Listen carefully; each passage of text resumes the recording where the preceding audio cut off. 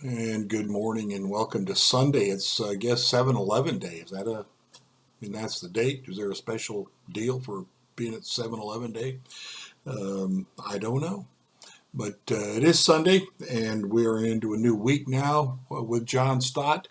He's going to spend the entire week focused on just the book of Romans. Romans is so rich. Oh my, so rich. My church knows that if I were to do a series on Romans, well, we might be going into the next century. I'm not sure. There's so much there, and so rich. Wow. And so that's today's the first day of doing that. The suggested reading is Romans 3, 9 through 31.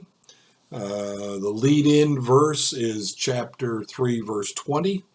Therefore, no one will be declared righteous in his sight, by observing the law. Rather, through the law, we become conscious of sin.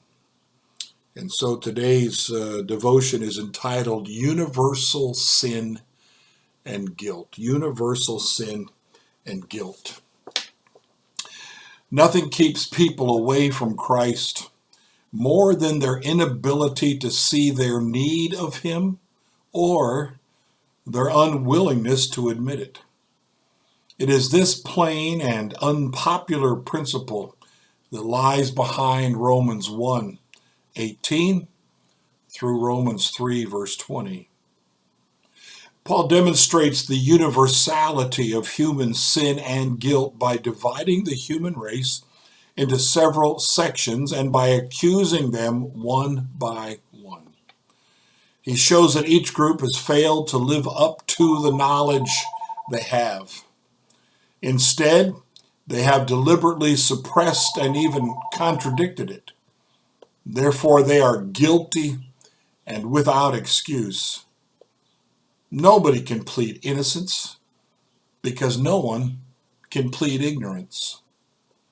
Firstly, Paul portrays depraved Gentile society in its idolatry, immorality, and antisocial behavior. Chapter 1, verses 18 through 32. Secondly, Paul addresses critical moralizers, whether Gentiles or Jews, who profess high ethical standards and apply them to everybody except themselves. Chapter 2, verses 1 through 16. And thirdly, Paul turns to self-confident Jews who boast of their knowledge of God's law, but do not obey it. Chapter 2, verse 17 through chapter 3 and verse 8. Fourthly, Paul encompasses the whole human race and concludes that we are all guilty and without excuse before God. And that's chapter 3, verse 9 to verse 20.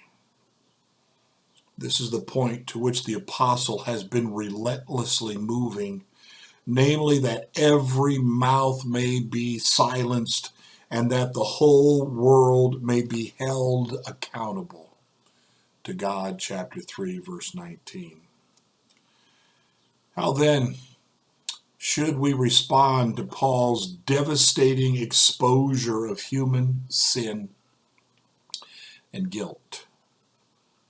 Not, I think, by changing the subject and talking instead of the need for self-esteem, nor by blaming our behavior on our genes, our nurturing, or our culture, but by accepting the divine diagnosis of our condition and by accepting responsibility for it as well. Only then shall we be ready for the great but now. Romans 3:21. In which Paul begins to explain how God has intervened through Christ and his cross for our salvation. Wow. And that's why Romans is a tough book to preach through in brief statements. So full, so rich.